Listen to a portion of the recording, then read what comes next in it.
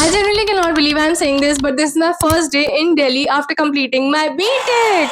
So a few months ago, I was just trying to survive through exams, assignments, hostel life, but now I'm here in a rented 1 BHK apartment in Delhi. Not a perfect Pinterest life, but a real one. So this video is not just a room update. This is not just a new city life vlog. This is the beginning of a completely new phase of my life.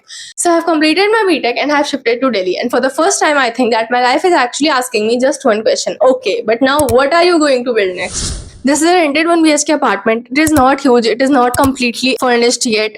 But here, I'll be managing everything mostly on my own. My routine, my expenses, my decor, my studies, everything on my own. Of course, my parents are supporting me, but here I am the caretaker and I am the manager of everything because I'll be doing everything on my own. And honestly, it feels exciting but also scary.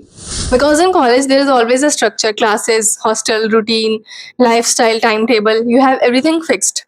But after college, suddenly there's nobody coming to tell you that you have to do this thing at this time. There's no timetable. You are alone, following your own life and your own schedule only. No one telling you exactly what you have to do next. And you are the boss. You have to decide everything on your own. You have to choose it whether you have to do it or you don't.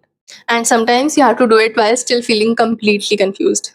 So this is not my first time on YouTube. I have had this channel for a really long time, but somewhere between hostel life, college life, inconsistency, overthinking, I never showed up on this channel in the way I actually wanted to. But this time I just didn't want to restart out of motivation, but I wanted to restart with a system, with a fixed plan and with a fixed routine, with a clear identity and a real story. So the reason I shifted here is because my next academic chapter is MTech, but this time I didn't want to restart in a hostel life again.